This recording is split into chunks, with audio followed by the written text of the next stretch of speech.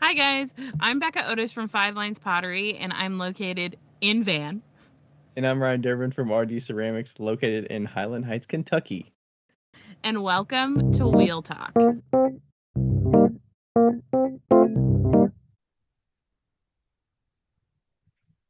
Hello, Hello. we're live. Hello. Back from the holiday weekend. Yes. I feel like I'm surrounded by yellow. Ryan, look at my face. What does that remind you of? Oh, on Instagram, there's that girl that does those heaven videos, and she has like a a devil, like a Satan angel or whatever it's called. I don't know, demon, and and she smells like this. I have not seen that. Hello? I'll send it to you. Yellow is not my color right now. I'm surrounded by it. Yeah, your curtain behind you and your sweatshirt is all yellow Yeah, everywhere. yeah.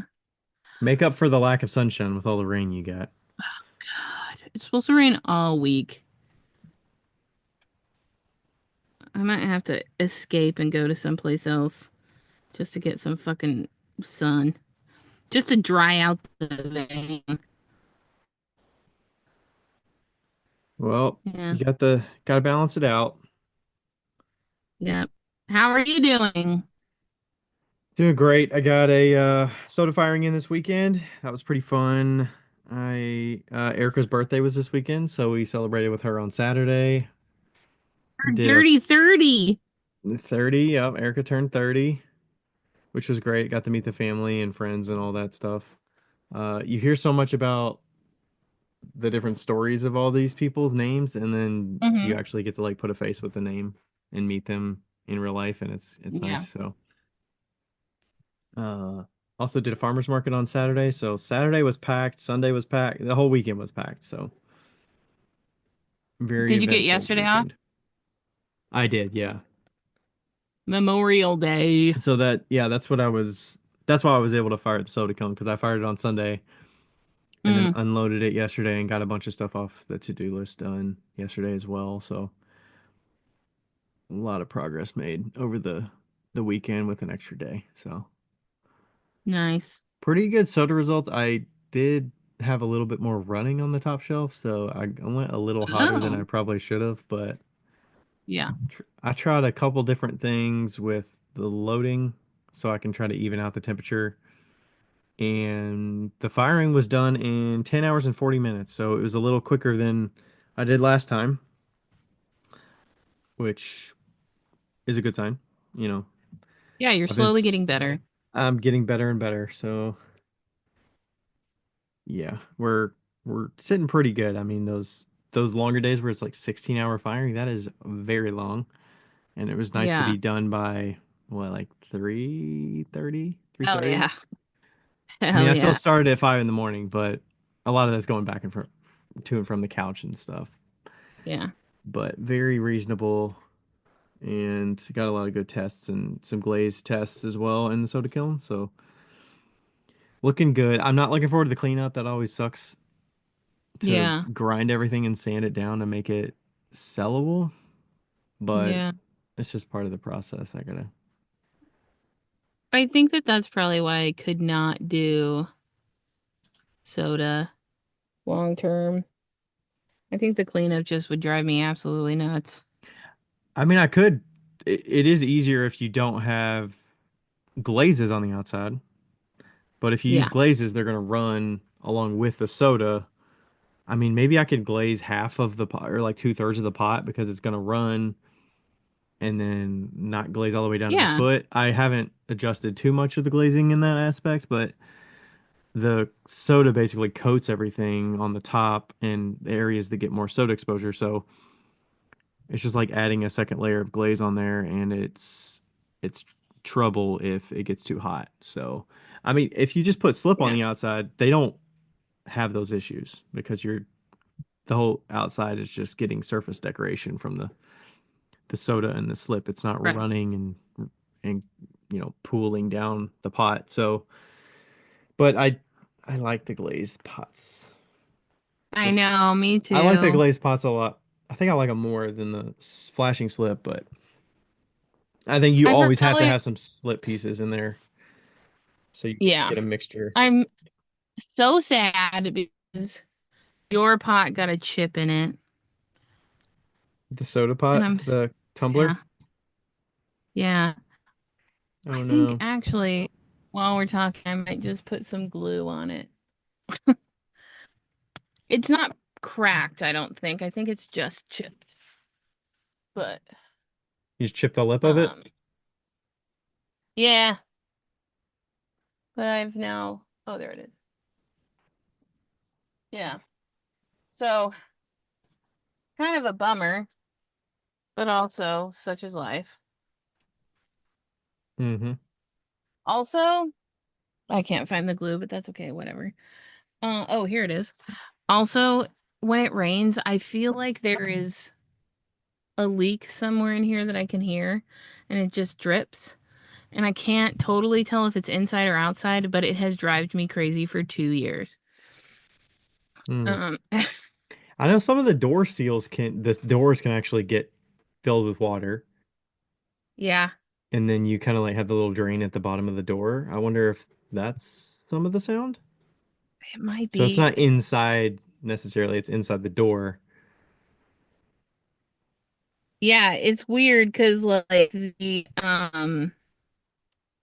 yeah, the door doesn't really hold water anymore because I have a little bug net there, and and the little stopper for the bug net is like gets in the way, and and so like inside the door it's always wet, and I'm like, maybe I should take it out and change the way I have the bug net done. But in the summer, I know it's not going to rain that much. Yeah. Hmm. It's always kind of one of those shoulda, woulda, coulda situations. And yeah,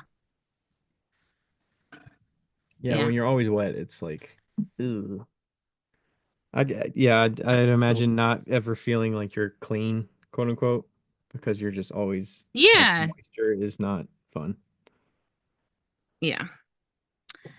And like, thankfully, it's not a wooden structure. So at least whenever I tear everything out of this and start from scratch, I'll be like, oh, look, it's rust. Okay. Like, like I'm sure it is There's where the leaking some, water goes coming. Yeah. but at least it won't be dry rot. I don't know. Rust might be worse. I don't I know. mean your floor is wood, right? Or is it It's like like fake no, wood? it's not fake wood. Yeah. So anyway, I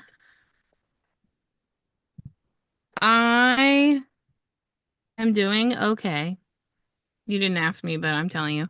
I'm doing okay and not the best, not the worst. I'm fucking tired today. But I started throwing this past week and I've had a few pieces um come out and I like the way they're kind of progressing. So that'll be good. Eventually I'd like to get a fully speedball piece. Speedball inside, not clay obviously, but glaze wise. And right now I'm using underglaze and then the outside clear is a low fire, the speedball low fire clear. Mm, That turned out really nice. But right. yeah, Do you have any you know, fully finished yet? I saw you had some bisqueware. I have two fully finished, but they were kind of just tests. They don't have the design that I kind of want to do at the end. But that bisqueware is what I want to do more. I'm finalizing what I want to do. I just finished throwing a few pieces. I had an explosion in the kiln because I was rushing and I didn't realize the bisque program that I was using. I thought that it was for it said bisque red, and oh yeah, that's the one I set up for regular pieces. It was not. It was the jewelry red. So that's great. And that was my red clay bisque, and I think it is, but it wasn't.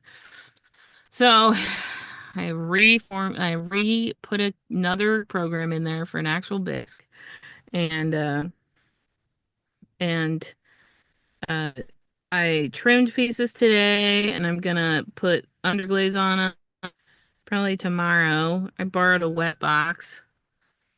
So we Sweet.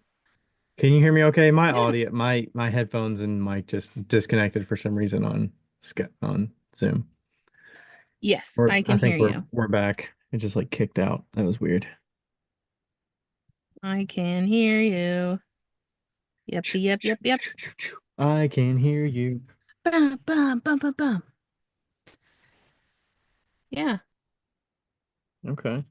And I did mention I wanted to call out that if people are liking hearing about the soda workshops and soda kiln firings and stuff, if you want to join me for a soda workshop, I still have space in my two of them coming up in July. I got one coming up July 4th weekend. It starts on Friday, goes till Sunday. It's like a 2.5 day commitment. Um, we're gonna you bring bisqueware, you bring like 6 to 10 bisque pieces. We glaze it on Friday, load the kiln that night, fire all day Saturday, hang out, do studio day, kind of talk shop, load the soda in, do the firing stuff. Talk about the kiln and what we're doing and what the soda's doing, all that kind of thing. And then we unload it Sunday morning. You can grind some pieces. We clean up the kiln area, and then you head home. So 2.5 day workshop. It's at my home studio in Northern Kentucky, just outside Cincinnati. So we got one spot left July 4th weekend, and then we've got 3 spots left the weekend of July 25th through 27th. Nice. So if you want to come out for one of those, sign up. I just sold another spot to a returning. Uh, Charles is coming back on the end of July for that workshop, so we Charles. still got some spots left. I ended up having to cancel the one that was supposed to be coming up because I didn't have enough people signed up, and I didn't want to risk. Yeah. A lot of people need time to get Bisqueware and all that stuff, and I don't want to rush it. Yeah. Um, so yeah, join one of those. We got those coming up, and I'll probably have some more coming up this fall. May have another couple before the end of the year. So I think I'm on track to get 6 in for the year of the workshops. Nice. And if you don't can't make those, sign up for my email. I'll probably put a link down below. You can sign up for the wait list so you can get contacted when I add new workshop dates. That way, you can Yay. stay in the loop. So I historically have not advertised them here. I feel like I probably should have, but for folks that are interested, I'm happy to Do you be make tiki drinks for your teach. people? We do. So it's evolved a little bit over time. I historically have been pretty exhausted after firing all day, and the last couple we've been having, kind of like a cocktail hour with dinner. We do like lunch together on Saturday, and then Rachel tends to make us dinner on Saturday night as well. And we have dinner, we have drinks at our home tiki bar here at the house, and folks can enjoy that. I get to be bartender for a little bit, and that's pretty fun. So That's nice. get to give you some authentic cocktails Yeah. That's or exciting. non-alcoholic cocktails too. I've made a Yeah. couple of those as well. There's a lot of times that I do not drink at Ryan's house. Hmm. Yep. You could have a Shirley Temple. You could. I will have to look up exactly how to mix that in the right It's proportions. so easy. All you do is put grenadine and Sprite. That's it. Yeah. And add a cherry. Okay. Easy peasy. It might even be a Mexican Sprite. I might have some Mexican Sprite. Yeah. Might even be more delicious. There we go. Ginger Yes, ale yes, or yes. lime soda, Sprite or 7 Up, grenadine, maraschino, optional lime juice or orange juice. for variation. Yeah, putting in a little lime juice is good, and also putting in the maraschino cherry juice is good. Ooh. Because the grenadine is technically pomegranate syrup, I Yes. think, which is a little different than the maraschino cherry syrup. Yeah. But a lot of people make Shirley Temples with the maraschino cherry syrup. See? There's another leak. Hmm. You I got another can't. leak? I don't fucking know. Jeez. It's like, oh, you can't see it, but it's like, well, you can't look. It's like dripping down my bug net. See I that? can't quite see it, no. Right there. There. So there's a gap in the door. But you said your bug gun is like jammed into the door? Yeah, I should probably take it out. Fuck. Yeah, Fuckity I mean fucker. yeah, that's breaking the seal of your door. So you Yeah, but the seal's still up there. Anyway, moving on. Moving on. Yes.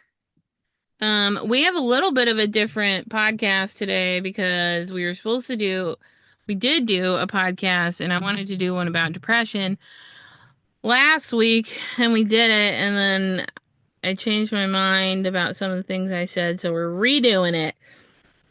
mm-hmm.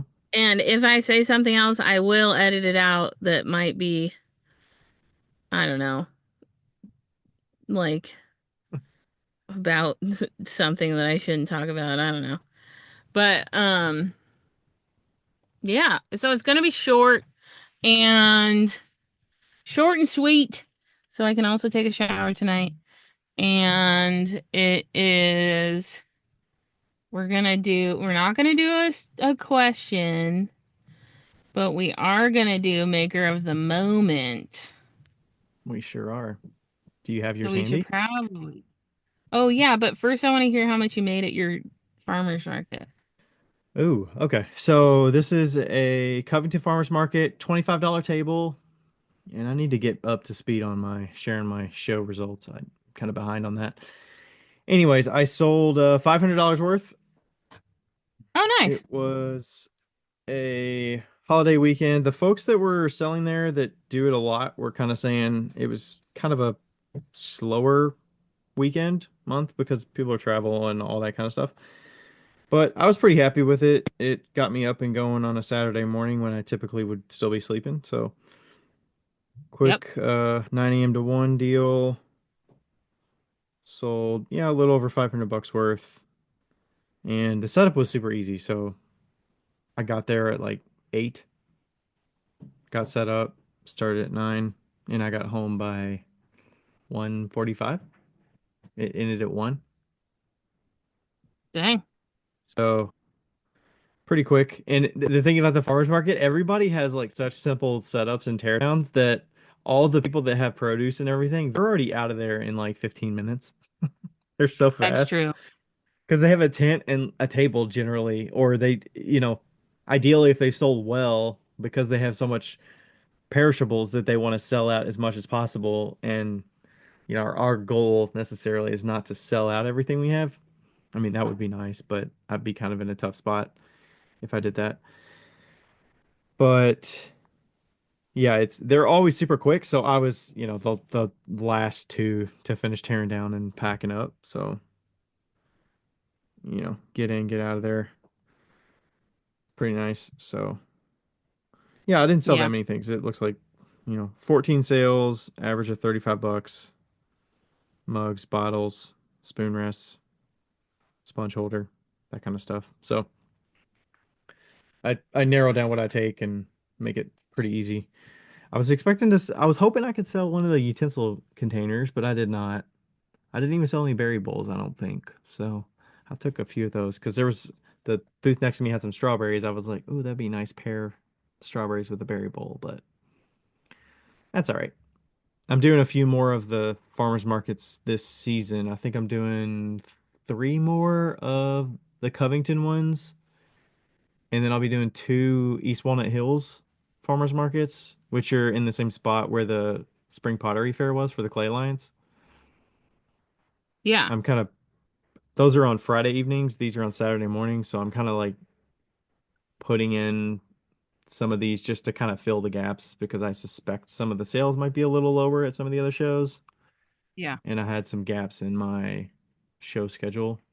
I mean, I say gaps, but I mean, I'm I'm still packing it, but Right. I'm trying to counteract as much as I can the potential dip in sales that I'm foreseeing. Yeah. Totally. So we'll see how that goes. But I was pretty happy with the first one of the season. Nice. Nice, nice, nice. Nice. Yeah. Oh God, what was I gonna say? I forgot. I Do you forgot. have farmers markets around you? Yeah, and I looked into them, but then I didn't want to do anything this year because I wasn't prepared and I don't want to stress myself out. And honestly, like it would be fun to go and just like make a bunch of like uh nesting bowls, like serving dishes and some pinch pots and like that's all I sell. Mm-hmm. But we'll see.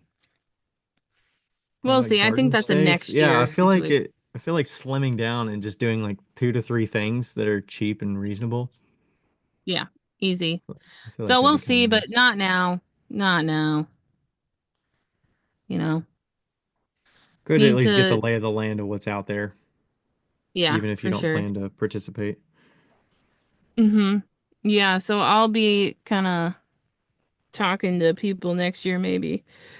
So if I'm here still, Hmm. nobody knows. Not even me. Joe Yap. Okay, maker of the Rachel's moment. freaking out over there. I think Bobby's over there licking some wallpaper glue or something. Oh Put my him God. upstairs.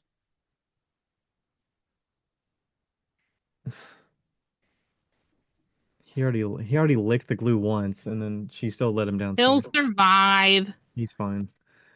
He's All right, maker of the fine. moment. Do you have yours? I do. All right, who you got? Okay, so mine is Mike Nightmare. And Mike, I've been like chatting with him like off and on for years, I feel like. But he does a lot of fun stuff and he's based out of Japan. He's like teaching in Japan. I'm pretty sure he's from California, but I'm not sure. But what I like about his stuff is that he's always experimenting and he's always doing like fun, different things. And it's kind of like everything he makes is kind of like grungy, which I love. It's Hmm. got this like very Got that punk look to it, yeah, and very punk. Yeah. And yeah, it's just fun. And he's just like a fun person to follow. Just 'cause like if you look at his profile, there's not like a ton of pottery. I mean there is, but it's got a lot of different stuff, but it's just like a lot of different stuff and it's kind of fun to follow, you know? He's yeah, like he's a story follow for me. I like his stories. he's kind of got some overlap with the way that like Tony Young makes work as well, with the graffiti look, the stenciling, the layering of Yeah. underglazes with stencils, and Yeah, he's for got sure. some organic shapes in there, Yeah. sculptural elements.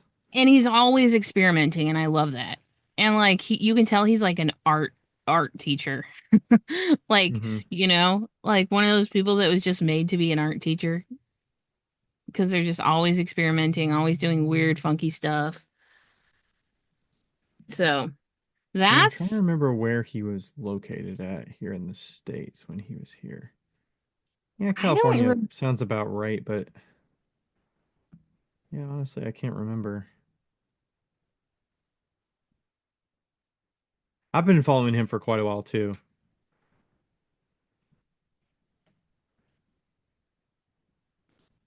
yeah.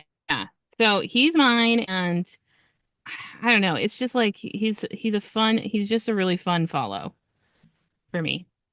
Yeah, and that's Mike Nightmare. It sounds exactly like you think it sounds, Yep. or spelled exactly like you think it sounds. Yep. Mike Nightmare. Mike Nightmare on Instagram. All right, mine is Jared Zemer. Okay. Zehmer, jared.zemer.pottery on Instagram. And I stumbled upon him because he's doing a workshop coming up in Goshen. He's been doing some experimenting with converting old electric kilns and hooking up these burners to make it a gas-fired kiln. Okay. And it looks pretty cool. He's basically taken old, kilns that were finding the probably the dumpster and repurposing them, making some interesting, piping so that they're hooked together and they're hooked up to a gas line and you can fire gas in there with, a nice structure underneath so it's an updraft. So that's kind of what caught my attention, but he's doing, some atmospheric pots and doing a lot of experiment in there. And I think, yeah, it looks like he's in Seagrove, North Carolina. Oh, he's right near me. I wonder if Preston knows him.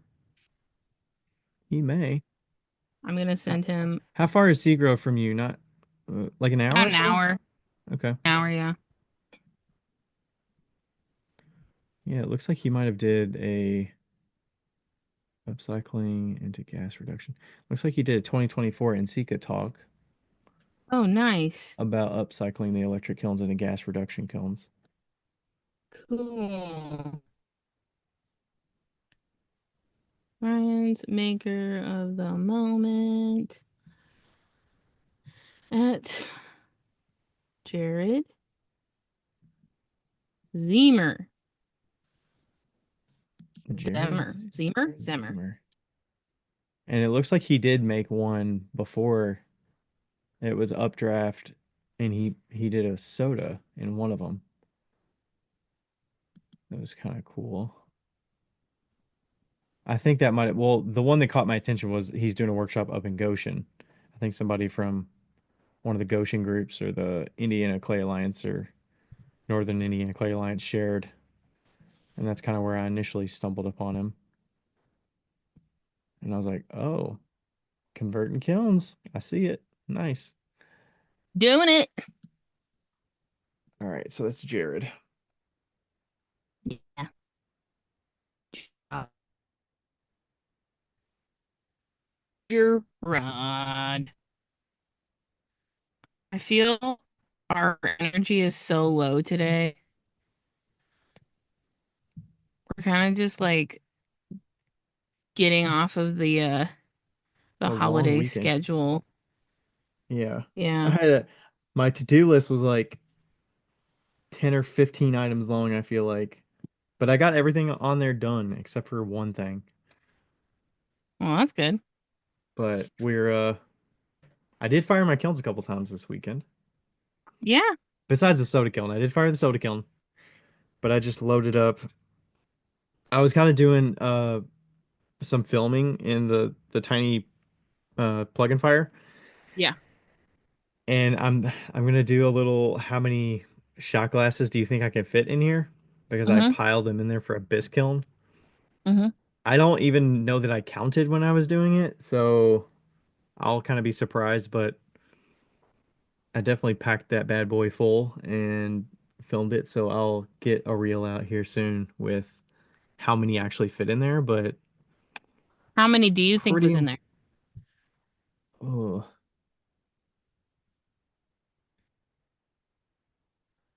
I think probably what is 16 times 4? 16 times 4 is 64. Yeah, I'm gonna guess about 64. Okay. That's a good number. I mean, I haven't That seen it, so I don't know. But because I think I fit them four vertically and then four columns across. right. And then I stacked that four times. Yeah. So I think that's about how many, which is that's a lot. I mean, I did have to avoid the thermocouple in a spot or two, but other than that, I'm pretty And I don't sure know. that sounds about right. I don't know how much it costs you to fire your kiln over there, but here it costs $3. It's like $3.05 to do like a long bisque. And Hmm. I think the highest I've gotten is $4. And I that's don't a know. pretty good turnover. I didn't plug in the dollar. I know I think there's a thing in the program that you can do the calculation and plug in Yeah, you can. We did your it. price per kilowatt hour Yeah. and it'll tell you, but I have not done that. Maybe I need to look up how to do that. Yeah, it's easy. It's so easy. I think that uh, I'm pretty sure I did go to lnl.com to like It's not LNL. hotkilns.com I to was I know hotkilns.com to like look it up because I did have to like find it. But yeah, it was easy once we got there. Um and then it just tells me every single time. It's like, "Oh, this was $3. This was $2.75." Like right. so cheap. Yeah, and I did the bisque in both kilns. So I fired the plug-in fire on the just regular outlet, and then I fired my bigger kiln for bisque because I didn't have enough space to put all the shot glasses in there. Mm-hmm. And I think the bigger one took 2 to 3 hours longer, but the cooldown was significantly quicker on the small one. Yeah. So I want to say the plug-in fire was like 12-hour bisque, and it's a pretty like conservative slow bisque, like really slow, Mm-hmm. some preheat and stuff like that. But the cooldown, I think I was looking at it and it was, the big kiln might have been at like 900 degrees. The smaller kiln was at like 600. Yeah, So, it might take, 2 hours less to fire it and all the way up, but coming down, it's a lot quicker. So, for sure, for sure. some people are like, oh, the turnaround must be so fast on getting it up to temp and getting it. It's still a really insulated kiln and it's like a, Yeah. I relatively mean, decent size for a small kiln. don't get me wrong, you can do it fast. I've done it in 5 hours. Yeah, But I've done a firing in 5 hours. Uh yeah. And I mean like with probably not a bisque firing. oh yeah, I haven't done that.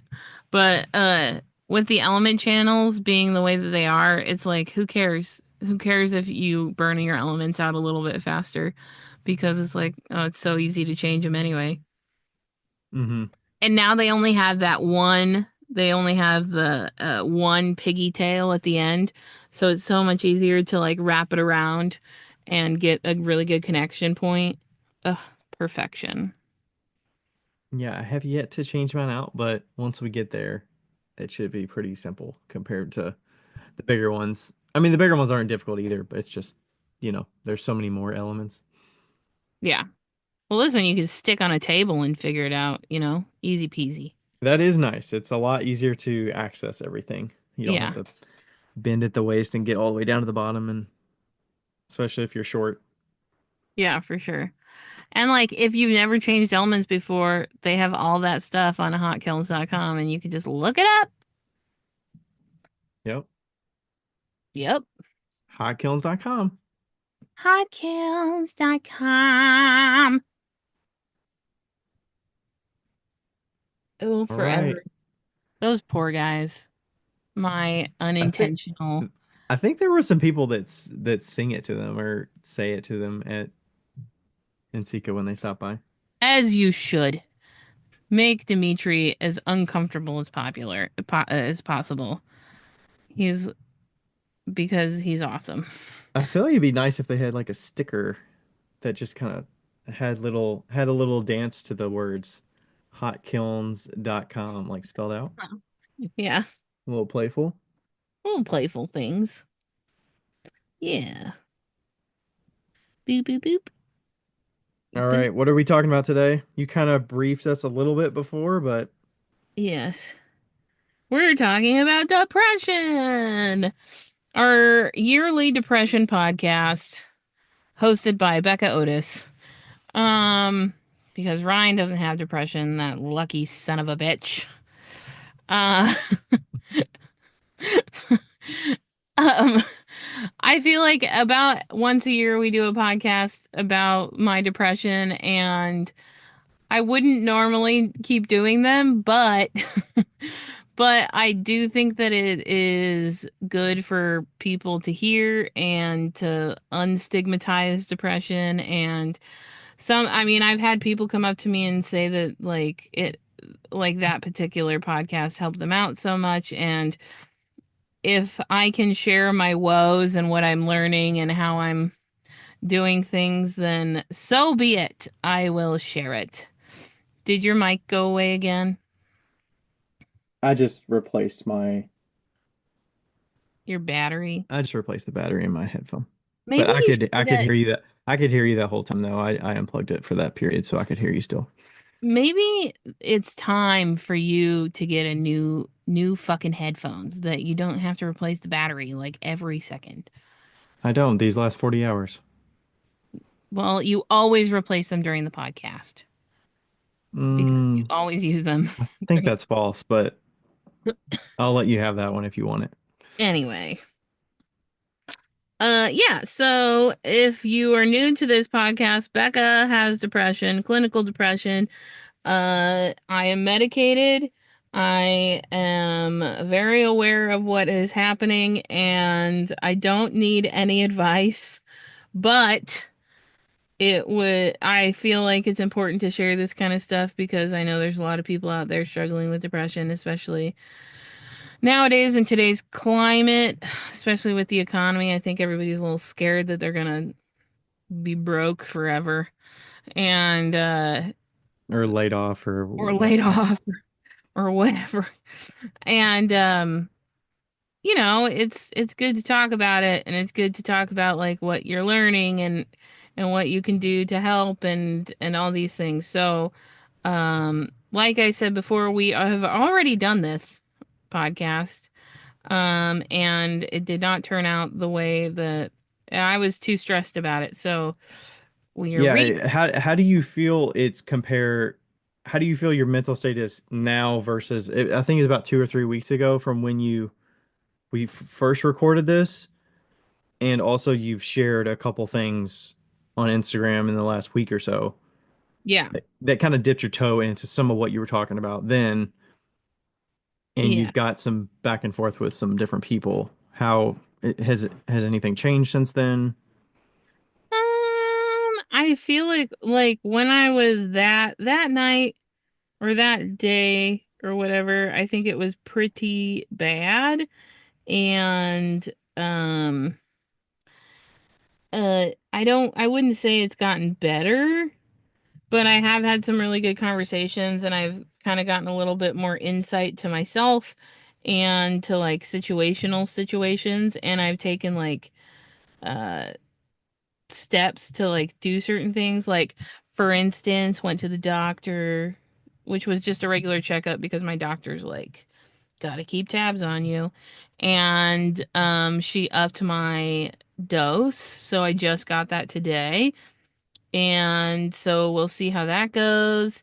I'm not necessarily like a huge fan of like relying on medication, but I do think that if I wasn't on medication, things would be very bad.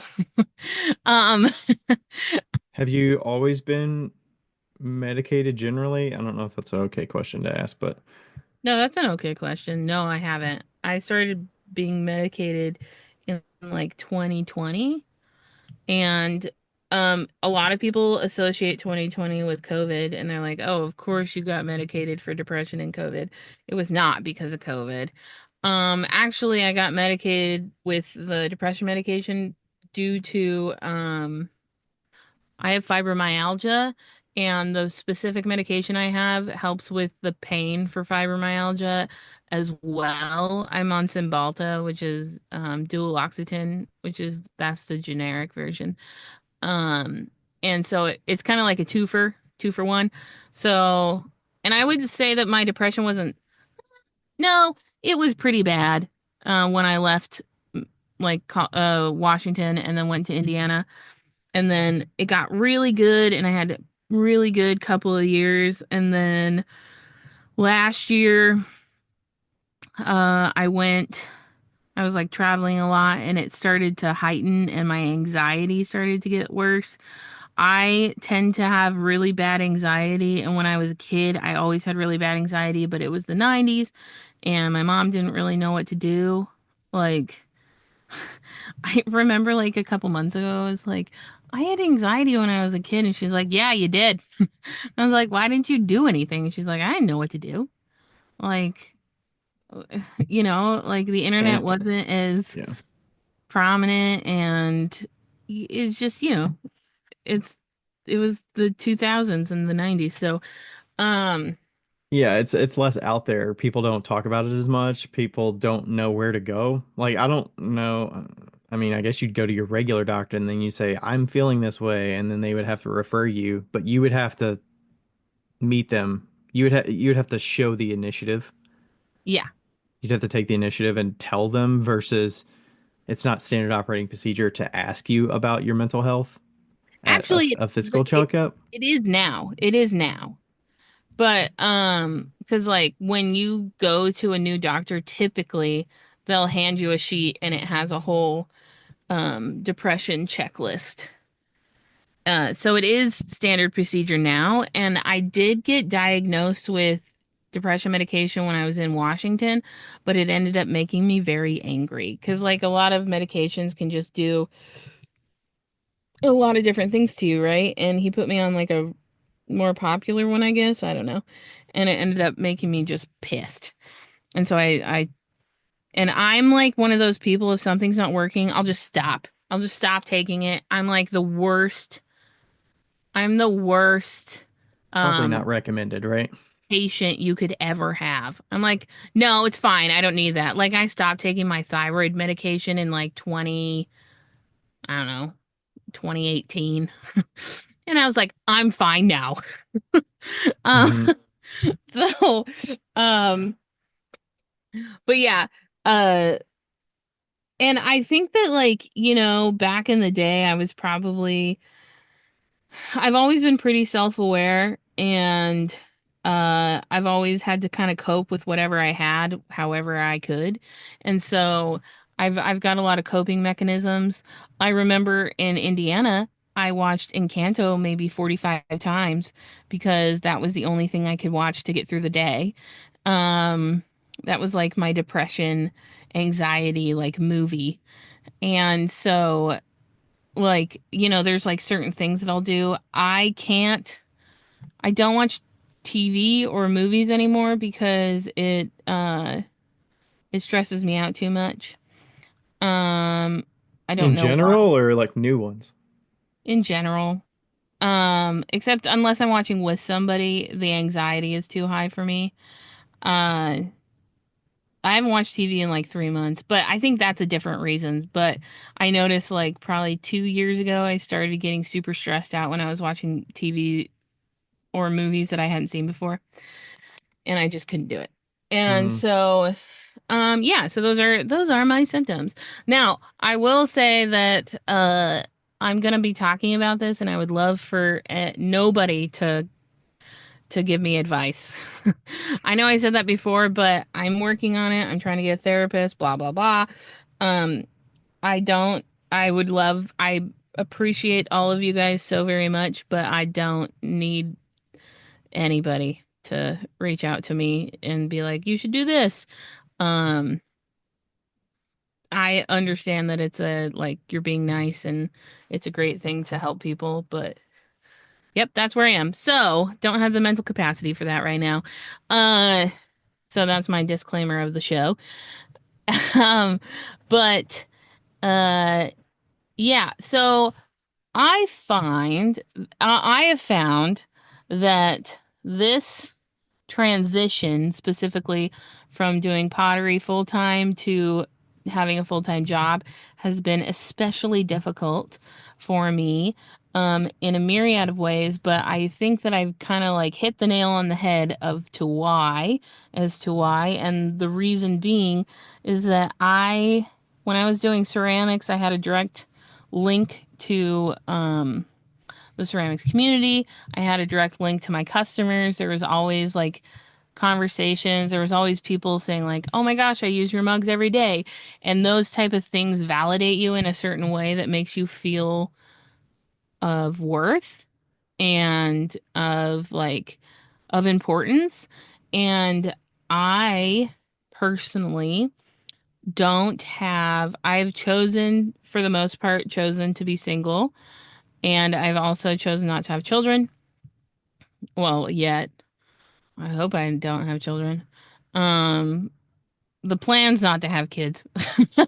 But but Ryan's squeezing his eyes. Like, God, Becca. Um, but and due to that, I don't necessarily have the support system that a lot of people have. So I don't have that like ingrained sense of like importance to continue to stay on this planet. I feel like I don't trigger warning. I don't want to like I'm not suicidal.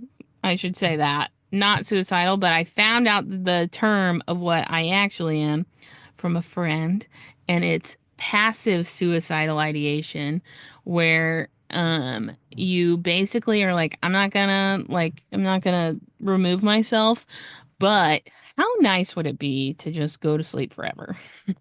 So, like, wow, that'd be lovely. Um, there's no plans. I have no plans to, But what? But we nobody knows what happens after that though. So how do we know it would be lovely? We don't know, right? we don't know. But we're all gonna die anyway. So, anyway, um, and also on top of that, I was talking to a friend yesterday, and I do not have the emotional, um, hmm, the emotional like awareness. I understand what's going on, but in the moment I don't really have the emotional awareness to realize that I affect people and like I have an effect on people in their lives, like you, Ryan, or something like that. We've said this some of the times, but I don't actually miss people and I never really have. And so like in my mind I'm like, well, I don't miss people. Like if I just went away, nobody would miss me either, you know? And I have That's like to like expecting everybody's gonna think the way you think, right? right, exactly. And I have to like remind myself, okay, you're a weirdo. And like you're like I don't have the emotional capacity that a lot of people do. Or just straight up the emotions that a lot of people do. So um yeah.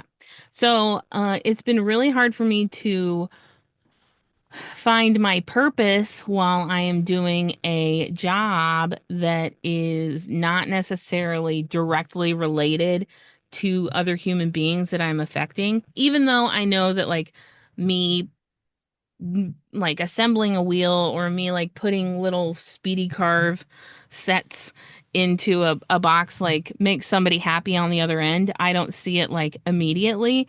So uh it's been really hard for me to like quantify that. And I'm just realizing it now, 3 months in. Uh and so yeah, that's fun. I think that like doing ceramics really ended up like really saving me from myself indirectly just because it shoved community into my face. And like that's really what I need to survive. Um, like I prefer to be alone, but I have to be alone around people, if that makes sense. That sounds like a paradox. I know, but It's like contradictory, yeah. it's like Alone today, around people. it's like today I was working. Okay, so here's a good example. So my depression started getting worse once I started working in the wheel room. And the wheel room only has one other person. And so it was just me and this guy, and we're just chilling together, right? Like just doing our work and not being around anybody else. And I just like started going downhill, like um like Private Ryan, like bombs everywhere. And and but when I'm out in the area that has like 20, like a bunch of people, I can be alone and do my job, but I'm surrounded by people. So it feels like I still have people around me, but I can still be myself. So are you I I sus are you still headphones in your own world Yeah. focused, but Yeah, but there's I can like look around and see other people and see what they're doing and like, observe people and just that presence of other human beings is really something that I'm finding is really necessary. Also, like this summer, this last summer, when I was at the Beals house, I was having a really hard time and that's kind of when I realized, well, I kind of have always known this, but I have to put myself into a position where somebody's going to kind of be my accountability buddy in the sense of like they won't leave me alone. They'll be like, "Hey Becca, how you doing? Haven't seen you in 3 days. What's up?" mhm. You know? And it's But like they have to come find you to do that. You're not going to put yourself in there. it's like 50-50. Sometimes I'll be like, "Oh, I need to go be around people." Um But yeah, so like community has become something that I'm realizing is so important to me. Like it has to happen in my life. If I was a hermit, I'd be, wow, peaced out. Now, I would love to be a hermit, but um that would be detrimental to me. So, as I'm sure it's detrimental to everybody who becomes a hermit. But yeah. How much is suspect there's some also time to be in your head more versus maybe there's more of a, doing your small business, solopreneur kind of a rat race going on continuously that you've always got to figure out how you're going to find your next dollar, what are you going to do next? You've got to keep the ideas flowing because you're always constantly trying to find the money or Yeah. figure out the next thing that you want to be working on. How is you're less mentally strained on the business side, the financial side? Yeah, I feel like I'm less mentally strained on like survival. Is that what you mean? Like by like Right. surviving? But that gives me so much time to think. And thinking can really be dangerous if you're a deep thinker like I am. And so if you have like unlimited time to think, then you have unlimited time to think about things that are not okay. And so I've been trying to like immerse myself in audiobooks and podcasts and stuff like that that doesn't really help let me think. It kind of just pushes information into me. Right. It's like creating a barrier for your own mind to just sit. Yeah. And I've like talked to my doctor about it too because I have ADHD and that's a lot of that is just like internal monologue all the time. And she's like, well, some ADHD medication, like it can cause more anxiety. And I'm like, I need it. I'm You need like, more medication well, to cause I more think anxiety? no, Well, she like said can, but it can, but I know that it doesn't because I've been on ADHD medication. Um, but yeah, so yeah, it's just been really interesting this time. And um it's also kind of like making me try and like pinpoint what my priorities are and like what's important to stick with and what's important to just run away from because I'm a runner. If there I mean Ryan's like shaking his head in I'm observation. nodding. Yeah. Well, you I'm said you kind of work in 2-year cycles. I do. And I am a straight runner. And so if I get into an uncomfortable situation, peace out, homie. I'm gone. And so I'm trying to use this time where I am the most uncomfortable to kind of like work on not running away and work on like setting goals. I will not be at this job forever. I already know that. Um, but I did make a commitment, and even though that commitment can be broken easily if I wanted to, I think it's important to kind of like stick with it because I feel like I'm learning a lot, even though I'm really not doing well mentally. It's also making me like realize certain things about myself that need to happen, you know, and like find out what I'm actually like want to do with my life, you know, Hmm. because that's hard. I mean, when you feel like you don't have any worth, it feels impossible to find something that you would be happy doing forever. You don't have to do anything forever, but No, I know that. I know that. But like at least for a while, you know. you've never been that. I know. You've never set your mind to I'm going to do this for the next 10 years. I mean, I you persisted with the pottery for longer than that, yes, I'm but aware. there's And been a my lot mother of is very surprised, by the way, that I have since persisted that stuck long. with pottery. Yeah. Yeah. Yeah, I know. And maybe that's it. Maybe the thing is that I'll never just stay still, which is fine, but I think that I need sometimes I've always had to like trap myself to stay still for at least a while. Like I legit trapped myself in Washington. I bought a house. And I was like, we're staying here. Hmm. And that was good. It was a good growing time. So, yeah.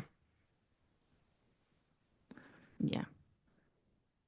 Yeah, I was kind of because when we talked about this before, I was kind of thinking through the that perspective, having perspective of, maybe it's not 100% of what you want, and you didn't go into it expecting you go into the situation of I'm going to get a job, this is what it's going to fulfill for me, but you can't anticipate the unknowns of what's going to come from it and what you're going to be missing Right. out on. So it's a give and take, and you have to say, is what you're giving up less than what you're taking and what you're like getting back from it? And Right. is it fulfilling you in a certain way? Does the financial stability outweigh enough of the less creative side that you get, or the community side? And what do you need to, fill the gap a little bit of how do I get community in a new place that I don't know as many people? Right. Yeah. Whether that's joining a book club or taking up a new hobby or, you know, going bowling league or something. Like, I don't know. People find community in different ways, but Right. A trivia at a bar, like a yeah, weekly. like Erica goes to trivia every week or something, and Yeah. she's found a group that she hangs out with, and she's got a ton of friends that do all different things. So like, Yeah. there's different ways you've got to go outside your comfort zone to figure out what you need. And I'm sure there's barriers of like what's gonna be helpful and what's gonna be more like, oh well, that's just like creating more stimulus that I can't handle. Right. Yeah, and I feel like if I could stick with this for at least a while and just kind of like chill out and like it's not real like I'm getting paid enough, right? But barely, right? Barely enough. Uh it's nice to get a paycheck every week and but that paycheck is very tiny comparatively. If I had kids or if I had a spouse, if I had a house, if I had anything that was like a high paying not debt but bill, I'd be screwed. I would have I mean, if to you just had a house, I mean, if you had yeah. assets that were not your van, and Yeah. that's basically it would be Yeah. tough to If I live had on. student loans like nope. Um, and so that's been kind of, I mean, like, and I knew that going in, did the math, knew that. Hmm. But I think that this time will be a great time to, like get that base income. And then if I can start doing pottery again, which I did give up pottery for like 3 months, 4 months now. F February, like January to now, and it's like mid-May. And I'm just getting back into it, and like that, I think that I sometimes wonder if I hadn't given up pottery at all, like would I be feeling the way that I feel right now? Like, is putting pottery back into my life, is that gonna fix some of the things? Like I kind of took a break from social media in the sense of I still shared like stories and stuff, but I didn't do a lot of posts and like talking and like sharing thoughts and insights and stuff. And I think that I didn't put as much value into that as I maybe should have.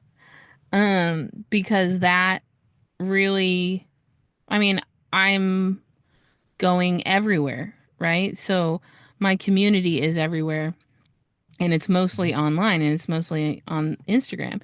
And just like, giving that up and tossing it out the window for a brief stint may have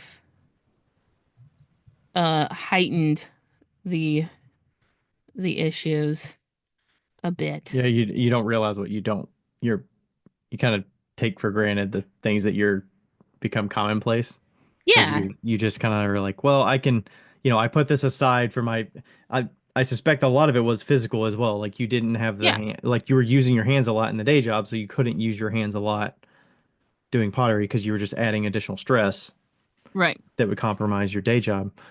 Well, and So, also like taking a break from pottery was important for other mental parts of my mhm. brain, you know? Like it Yeah, you're aided. getting adjusted to a new place and new job and new sleep schedule and everything. Yeah, it aided in a lot of ways, but also I think it detracted in a few ways that I didn't realize were as important as they were. And obviously hindsight's 2020.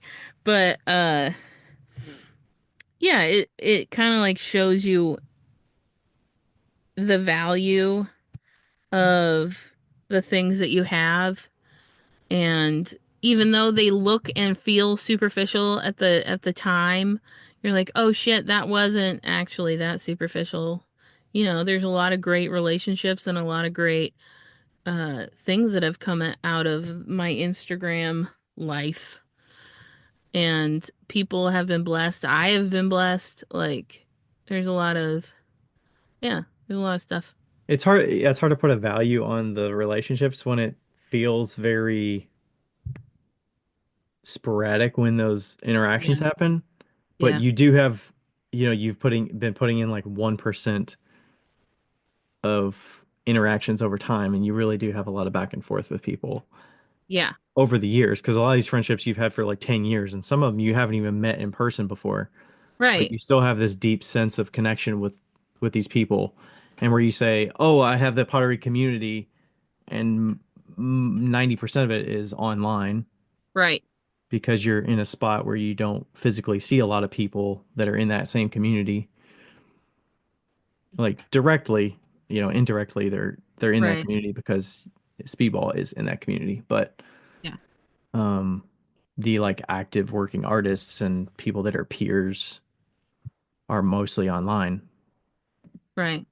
Yeah, it's like Aletha is a very good example of that. I've known Aletha online for years and years and years, and we have never met in person, but we've done video chats like a lot.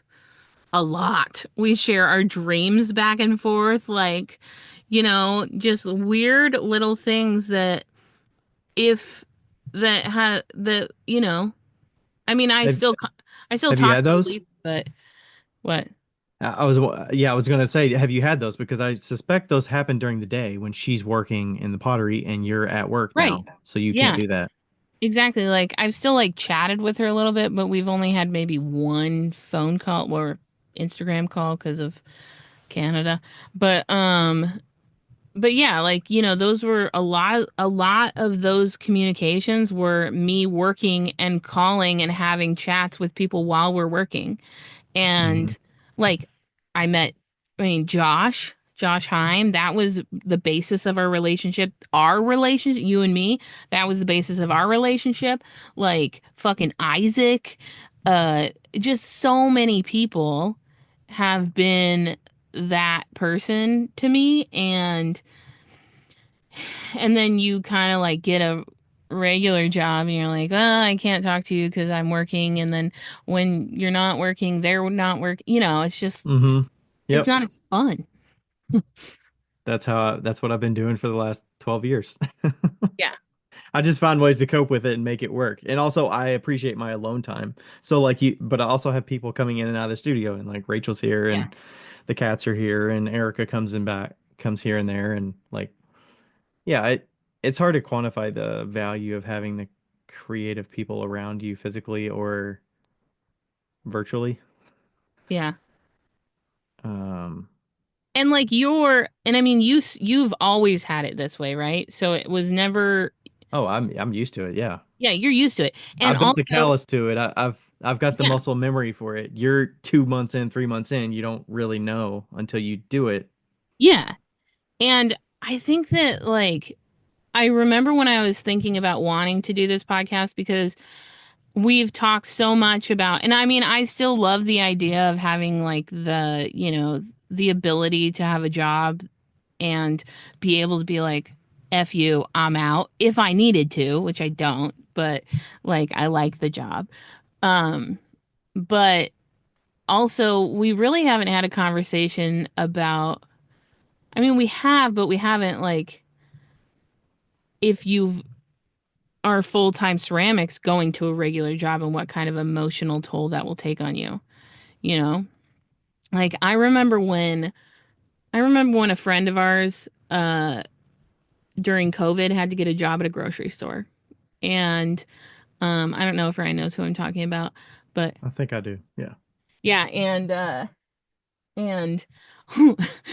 we couldn't get a hold of him once, and I felt like I had to do a wellness check. Like we were all freaking out, and it turns out he was just doing nights, and like, and like we're like we could not contact you, like you can't just like disappear like that, and he's like, well, I got a job, I had to support people, and Yeah.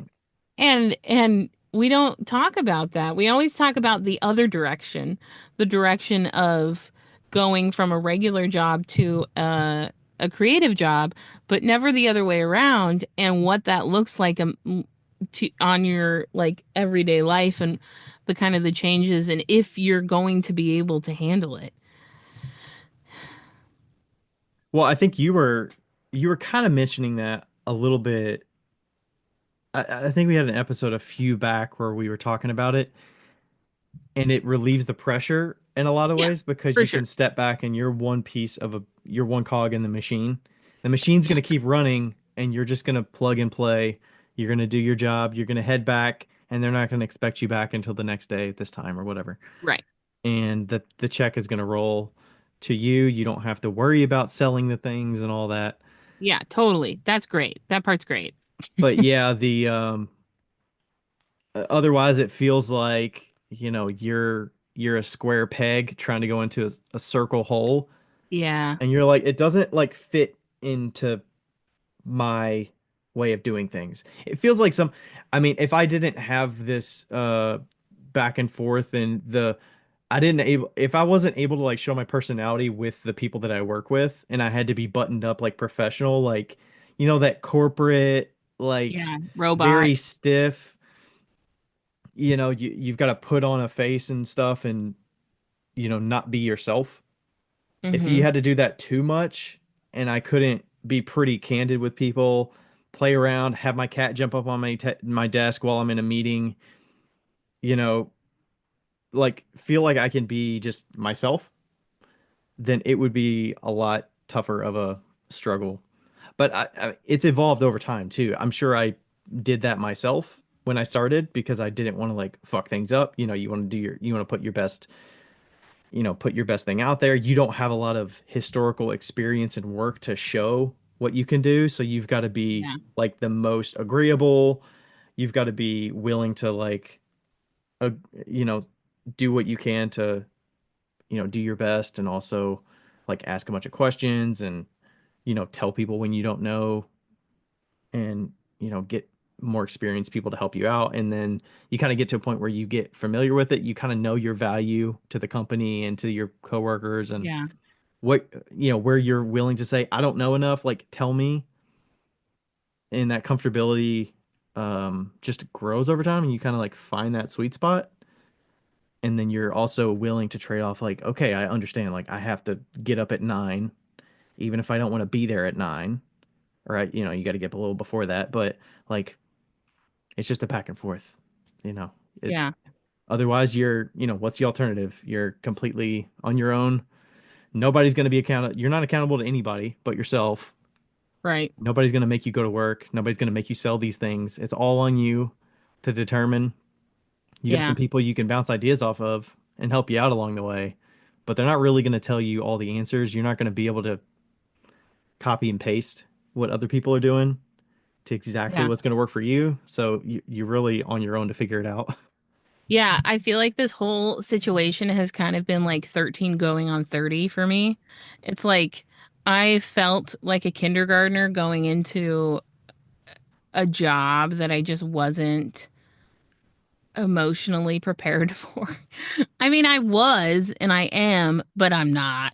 Like, there was a lot of stupid fucking questions that I had at the very beginning that I'm like, you know what? If I had had a regular job for the past 15 years, I would know this. I would know how to approach this question, but I Yeah. have no clue. You're like, Like do I the need to ask to go to the bathroom or can I right, just I did. go? I said that. I literally had to ask if I needed to go to the bathroom or not.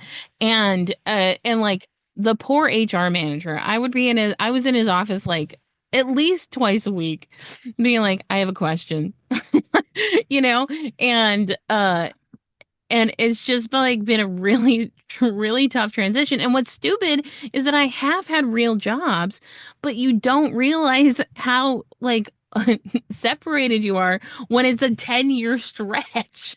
Like, Yeah. like you're like, I don't know that. I don't know that quite like answer. I Hmm. and like I remember once I just felt like I had to throw up. I had like a low blood pressure, you know, and I just blurted out. I was like, I don't know what I'm supposed to do. Am I supposed to ask you if I can like go home or what's the protocol here?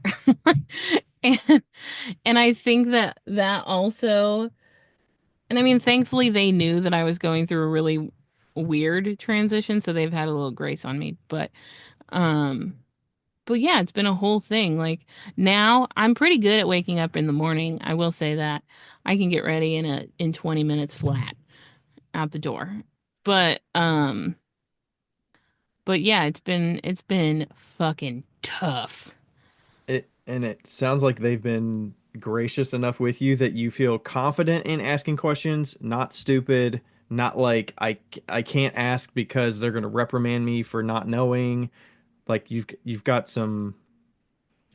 Well, thankfully I don't get embarrassed, so I will ask all the questions I want. Yeah, I think that's good. Yeah, certain scenarios and places of work, if you ask questions and you get shut down, you don't want to ask more questions Yeah. because you're supposed to know that and you're gonna, feel bad for asking and nobody wants Yeah. that. And also another thing is that I'm an extremely visual learner. And we've talked about this a little bit on the podcast. So I'm like primarily visual when it comes to learning, which has been kind of difficult in the wheel room because I'm like, can I just watch you like do it once or twice? And because we're trying to get like stuff out the door, it's not as easy to just be like, yeah, like you don't have to talk, just let me watch you. But that can be a little bit harder, you know, and nobody wants to come over and be like, here, let me show you. They just want to shout it across the room. I mean, I want to shout it across the room. I get it. Um, Hmm. so that's been kind of weird. But also at the same time, I'm very competent. So once I get it, I've got it, you know. Um, and you feel especially oh, and another thing is that um Another thing that I knew, but also it still creeps up on you is owning your own business requires you to have such a high expectation for your own work and for what you're doing and how you're doing it and all these things. And so going in, you would think that you know how they always ask you in a interview like what is something that's negative about you or like what's your least good quality? And you always have to answer with something that's a good quality but also a bad quality, like I'm honest to a fault. Um Honest to a fault, too critical or something like yeah. that. Yeah. Um my answer to that now is that I care too much. I care That sounds far like a tip. Do you have a and problem with people that just care too much? and so like I'm like no no no this isn't good enough and they're like it is it's actually fine, you know, and but I'm like but it has to be at 150% and they're like we're just looking for 100, like Right. like our expectation is 100. And And so that there's going to be reasons why they settled at 100, whether it's yeah, business reasons, whether it's efficiency, whether it's profit, is like the you know juice worth the money, squeeze to put that extra effort in, or it's not cutting corners, but it's not, right, it's not like it's not costing us extra investment, whether it's labor or materials or whatever. yeah, and that's something that you have to do when you own a business that has any employee, you know, because Hmm. typically employees are never going to care as much as the owners. And you do have to have give and take. You know, nothing's going to be like extra perfect. Hmm. And that's been a fucking hard lesson to learn. It's kind of like having you in some ways you want an assistant that doesn't have clay experience because you don't want them to put on their what Yes. the way they would do it. You just want them to be instructed on the way you want Yeah. them to do it. You want to mold them. You don't Right. want to have to remold them. Yeah. Like making a sculpture, easy. Remaking the sculpture, kind of tough. Yeah, you don't want to break down it's yeah. It feels like reinventing somebody's like golf swing or something. Like you're breaking it Yeah. down to the fundamentals. You want to, all right, we're stripping this down. Forget everything you've already learned. Yeah. Going back to the basics. And I like try my hardest because I've trained people and I've taught people in job settings and stuff like that. But I've tried my hardest to kind of do that. But it's just in me, it's just all the way stuck in there. And, you know, but what that's kind of why I love doing the stuff that's not related to pottery because I have no clue You mean if in your it's day job? what? If there's a task, you mean that's Yeah, outside like the wheels or yeah. ceramics or whatever? Yeah, it just kind of like relieves the pressure because like I approach the wheels with a really high criticism just because I've been the end user, but I've never been the end user as somebody that is that you know somebody that's I've never been the end user of an ink blocking squishy mat. Hmm. I don't know. I just know that I need to pack it in this box and send it away. Hmm. And that is great. And so it's yeah, that's been pretty tough for me to kind of like deal with. Is there some satisfaction of, I'm gonna say like a job well done or a feeling like you have visual representation of what you got done with packing, 400 of these things for the day, and you can visually see what you accomplished, or Yeah, you threw 30 pieces and you can see the board of 30 things. right. I think that yes, I do think yes. Um I'm finding that working on larger items is really tougher for me because it's not as many. Like I like working in the wheel room, but I found that I think that a lot of the depression and a lot of like the angst comes from doing something that's a little bit slower moving. Like it takes a while. It takes like an hour to do certain wheels and stuff, and that is that's harder for me than doing like today I did 6,000 speedy carve little nibs, you know? Like Wow. I packed Yeah. 6,000. There was 3,000 of the actual You like love the efficiency, the production, the high quantity I love that. versus that's like that's probably why we don't make individual pieces that take 6 hours or 8 hours to do. We Yeah. make a lot of pieces efficiently. Yeah, and I mean it makes total sense, right? It makes total sense. And it's just like that like hell yeah, I did this many things today. I feel really good about that. Not only does it make the day go faster, it makes like you can see what you've done or they've taken it away. Like there's so many that they had to take it away. Like that feels Hmm. good, you know? It's probably a little bit more tiring, but it still feels good. Yeah. Yeah. I'm kind of thinking to like I think was were you helping Andrew pack some orders and stuff back in the day where he there was hundreds of Oh my God, so orders many. and Yeah, like that 300. would that sounds great actually. Like I think Yeah. we were talking with Leanne about packing the transfer orders or Yeah. something like that, and there's like hundreds, and you're just going through a stack. Like that sounds really like an It's accomplishment, satisfying. It's like super satisfying. Yeah. right? So that's something I'm learning about myself, which I kind of already knew, but you don't know it in any other context. You know, Hmm. like I never knew it outside of the ceramics context. Turns out that it directly relates to everything else. Um, yeah. And I like uh today I worked out in the floor doing just random stuff and I could feel like the stress just kind of like lift, you know. Also, you're dealing with a lot less pricey objects. Um, like when I was if I'm in the wheel room, I'm working on wheels that are worth a certain amount of money. Like, they're like $1,000. Some of them aren't. That's stressful. Hmm. It's like that's stressful. But, but if you mess up a tiny little nib, it's like, oh, there goes 5 cents. Like, And you got a pile of them that you can, replace the one that looks off or whatever. yeah. So I think that that has something to do with it too. I mean, like, and it's funny when we talk about like somebody asked me recently, like, what does work have to do with like directly related to the depression that you have?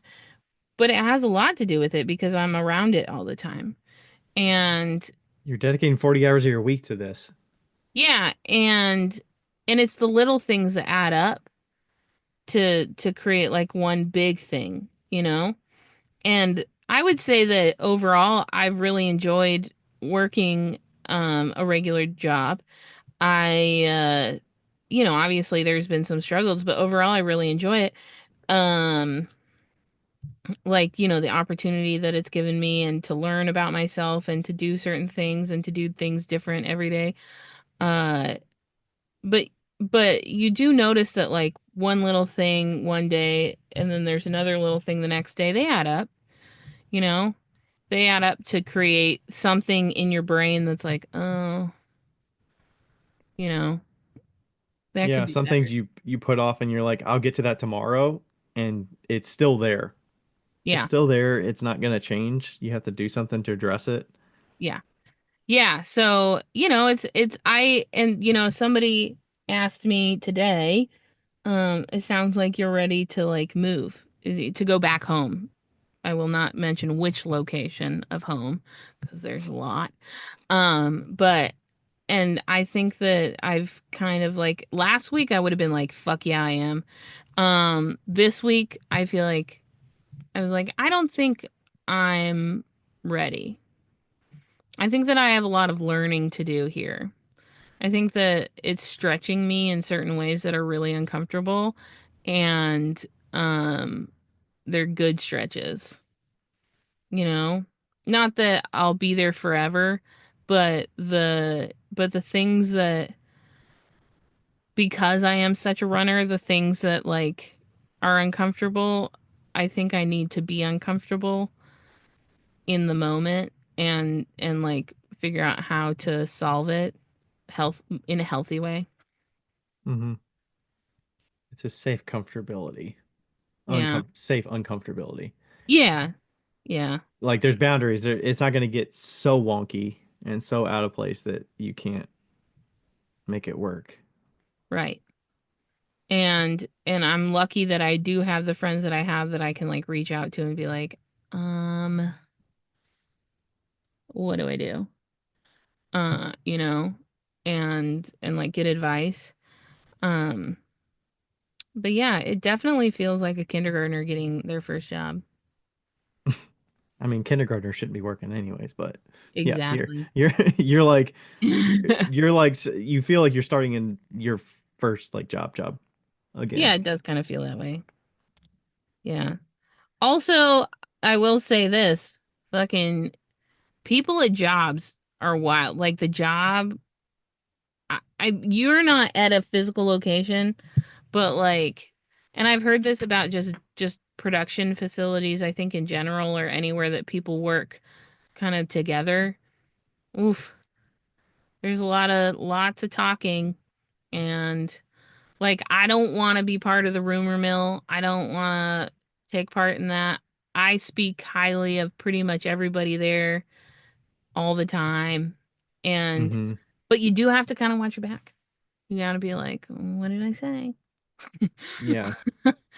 You gotta All of watch that what you're stuff in saying. tight quarters will be Always, heard. You don't know what's going to yeah, be always regurgitated. everywhere. Yeah, you gotta watch what you say. And I am not good at watching what I say.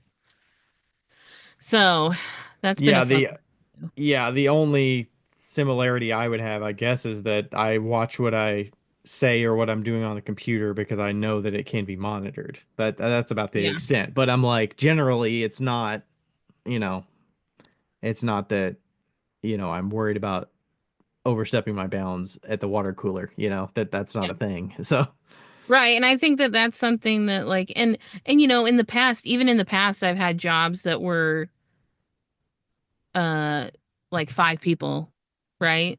Like all the employees added up to like five that were there every day. And so if there's a rumor, it gets to you really quickly and you take care of it really quickly. And I thankfully have had nothing bad happen. And I don't plan to have anything bad happen. I'm just saying it's just a different dynamic, you know, to be like, ooh, if I did something wrong or if I did something mean, which I definitely won't do, um, everybody could know. mhm. So that is an interesting dynamic that I wasn't prepared for. I definitely got a lot of that from Rachel when she was a flight attendant Oh God, I because could not it's imagine. consumed with that culture of you're spending a lot of time with these people that you're just, I mean, when you're not actively like quote unquote working, serving or going up and down the aisles or whatever, doing safety demonstrations, all this stuff, you're just hanging out with one another. You're talking, you're in the galley together, you're talking. There's a lot of gossip that goes around.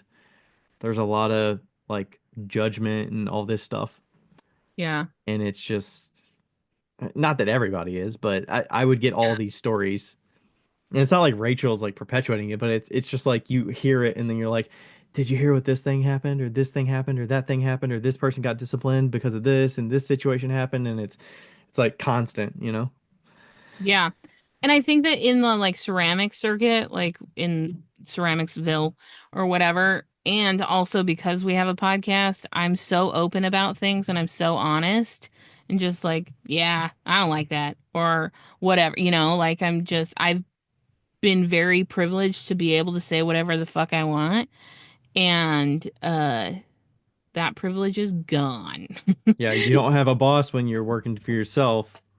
Yeah, I mean, it's you you. hurt your reputation, I guess, and your word and what people think of you, but Yeah, but it's a only lot of affect you. those a lot of those people are peers. They're not necessarily colleagues or customers or potential clients that you're working with necessarily. Yeah, and so, and like I said, I'm not spreading out rumors or anything, and nothing's really happened to me. It's just you can tell. You can just tell. Yeah, Like, that stuff happens with yeah, you just have to watch it, watch what you probably say. every workplace that to some extent there's I would that's kind of imagine stuff going on. literally every workplace. Yeah. Yeah, Yeah. we hear about different things at our facilities at a couple people on our team work at facilities and they're like, yeah, there's like, things with different buildings and there's people that, that work for a different company in a different building and they've got to like share facilities and they like have like a little dust up about some situation or their badges don't work or whatever and it like why is my badge not working and whatever. Um there was a question I was going to ask you about the oh what was it? Um oh I think I think it somewhat had to do I mean we kind of talked about it the last time we chatted about it's interesting feeling like there's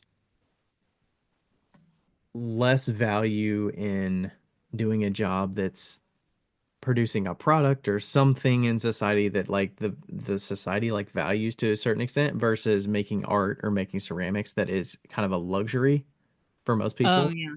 Well, it is weird because where I work, obviously they make art supplies. Hmm.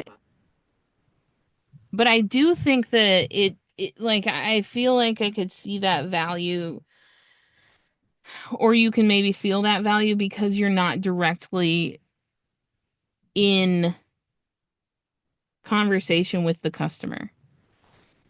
Like as a somebody who's in production, I never see the end customer. I never see who gets it, you know?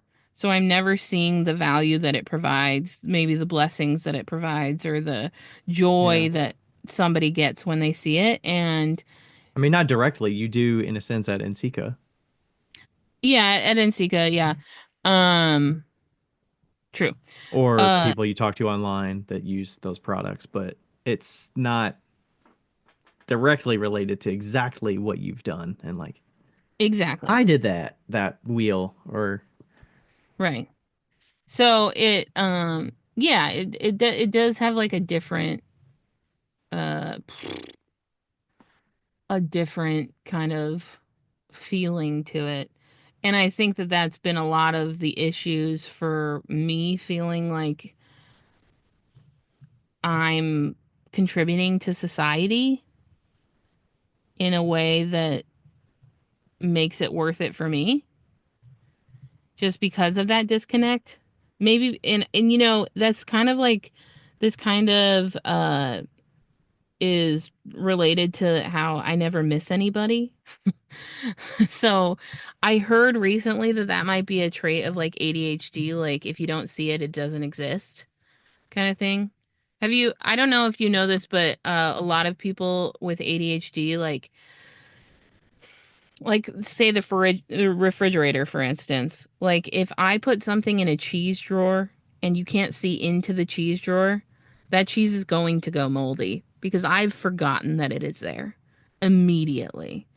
And um and so the fact that it's not there and the fact that I can't see the direct like the direct moment that something hits, like they're not picking up my mug and being like, "Wow, this is beautiful." You know? The fact that I can't see that has right. had a direct uh it's directly affected how I perceive like my value. And the only way you get those interactions is if you go to a show and you hear people say, "Hey, I use your mug every day," or Right. as you're posting and people react to your post and say, "Hey, I really love my piece" or whatever. Right. And that has been one of the biggest issues, or not issues, well, maybe, I don't know. The biggest like struggles with my depression is that because, like I said before, because I don't necessarily have four children running around saying, hey, can you make me a sandwich? Like, and like, there's no obligatory something to take care of and something that I'm keeping alive, and except for Dottie, who's barely alive anyway. But there, yeah, there's just not that there. So I walk away feeling like I did nothing. So What would what would missing someone or something look like to you? Like how like do you miss Lloyd? no. Oh shit. I People are gonna get mad at me for saying that. Like do you um like do you think other I'm trying to think of what Here's would be an example of like what missing something or someone like what would be a characteristic that would say like, "Oh, well, I do miss that." Or I don't know I think exactly the what I'm difference is that I like take Lloyd for instance, so he can redeem me just saying quickly no. Take Lloyd for instance. Uh Sometimes I still have his picture on my phone and it's like, "Oh yeah, that's a great picture." And like we had a lot of fun together, but I don't have any feelings of like sitting in my bed and being like, "Oh my God, I just wish he was here." I don't have that. Um, and I can't explain why. I like the immediate sadness, like when he died, was like really hard for one day. And then poof, it was gone. So, and that makes me feel like a fucking terrible person. Um, but that's just the way it is. I can't change who I am. And uh yeah. I have a theory that I'm actually highly emotional, but I'm just shoving it down somewhere that I can't, you're very good at putting the barriers up, huh? maybe. The Because, barriers are your castle walls are very high. yeah, like I always say that I'm not empathetic. You know the difference between empathy and uh sympathy? Sympathy and empathy? One of them's like actually feeling like you can feel other people's feelings. I think that's empathy, right? You can Yep. actually And get then in and sympathy is understanding other people's feelings. yeah. Okay, so I can understand people's feelings great. However, um I am noticing that I can feel if somebody is mad. I like maybe I feel it so much that I've just like shoved it back the wall, you know? I don't know. Um like if I am around somebody that I feel is not an honest human being or a just a generally bad human being in my opinion, like somebody that maybe not has the morals that I agree with. Uh, and by the way, that's pretty loose, those morals. Um, uh, typically it really just stems to honesty. Uh, my like little trigger flag will like go up and I will not be able to stop thinking about it forever and ever and ever. Um, while I'm in the room with them. But, uh, but also at the same time, uh, I'd say it's I'm, having a good awareness. Like you have good awareness of people yeah, and how you're it's gonna adjust how you interact with them because you have this context yeah. and But I don't know if intuitive yeah, I sense. think I understand them, but I'm not sure I feel the same way they feel. I can feel their feelings. I don't think that's the case. I'm not sure. I'm still working on that. I'm still trying to figure it Hmm. out. Um, sometimes I've sometimes thought that maybe I was like a sociopath, but I don't think I am. But Is that one of those things where like people say if you ask if you're a sociopath, like you're not. the simple Yeah. fact that you're asking the question. Right, exactly. But I've I don't know always if it's specific to sociopath, but you know, yeah, some of I've those are always been like so you're asking if those, you know, if you're a bad person, then you're probably not a bad person because most people wouldn't ask that. yeah, I've always been like so so curious about like psychopaths and sociopaths. And I think that it's just because of like the stunting or the dunting of emotions that I had growing up. And like I just don't have an emotional family. And my mom will just tell you how it is. She has like literally zero cares about how you feel about what she's gonna say, you know? And so maybe it like, and thankfully You now have she's, some of that for sure. oh, 100%. I'm 100% that way. And it, like, and so I wonder if because I grew up with that, I just don't get it. I just don't like I'm just so used to I find that there's this one lady at work that just tells you how it is and she does not hide anything and I fucking love her. And, and I'm like I would love to work with her because I know that she's being straight up with me, you know? Yeah, you value the honesty and the the commitment to just like this is who I am and how I am. Deal with it, Yeah. but you know what you can expect, you know? Yeah, but I'm working on it too to try and, you know, be less be less I'm not trying to be less, but I am trying to be less a little bit. But yeah, I feel like we kind of mentioned this a little bit the last time that you know, your personality is you know, it doesn't necessarily fit one to one with a 9 to 5 going into the office and like, you know, you don't want to feel like you have to tame yourself down or like sedate yourself in a way to be like quote unquote professional or you know it Right. obviously the different a different job could be worse or better but you know to a sense you don't want to like you know some people say like it's soul sucking to work this job because I can't be myself or whatever or I have to put on this facade. Yeah. I don't think it's soul sucking, but I definitely do feel like before I had the job, I felt like, maybe it would have been easier. Like I was like, man, just doing a like a shitty job and just like existing would be great. And now that this is not a shitty job, but like now that I have a job and I'm existing, I'm like, oh, nope, not for me. That's not my personality. Can't cannot robot. I can't robot and I can't dress up. Can't robot and I can't dress up. And somebody And said to me, it's yeah I would find it hard to I would have to figure out ways to see positives in the things that I have to do. Or you, you know, like other people, like everybody's working for the weekend. Like you get appreciation for the time you're not there, and you do yeah, more of the things you enjoy off hours yeah, that make it worth it to be on hours to get the paycheck and get your basic needs met. yeah. If I will say the thing that I am the most appreciative of within this job is that I have found that is that question is answered. The question of like, is owning my own business for the rest of my life, uh, the or a some type of business for the rest of my life the way I want to live the rest of my life, and now I can positively tell you yes because it's I can't. I just can't.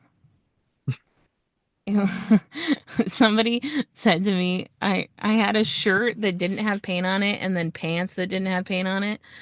And I was walking and somebody was like, "Wow, you look so dressed up today." And I looked at them and I was like, "I promise I won't do it again." They had this expectation of you, and you did not meet their expectation, and they were like, No, I set the expectation pretty low at the beginning. I told them in my interview that dude, this cat is the dumbest cat I have ever met in my life. I switched around the stools so that the high stool, it, Dottie, go, you are so stupid. Um, I switched around the stools because I have a low stool and a high stool to get on my bed, and she has to jump on the high stool to get off of the bed because she's so little. And I switched them and she cannot figure out that she's supposed to jump on the right now, not the left. You changed her environment. So stupid. And I love her. Gotta love her. Gotta love her. You can't figure out that the screen, the bug screen, that you can walk through it. If the bug screen's on, the door is closed. Right. But yeah, no, I did set the expectations pretty low at the beginning. I went in and said, "Listen, I haven't had a job in 15 years. This is gonna be rough. I will work my ass off and we'll see." Right. You know? So, yeah. So they knew what they were getting into, and I kind of didn't know what I was getting into, but I'm really glad I've done it. I'm really glad that I'm here and I'm doing it, and hopefully I can save up some money to pay off this van.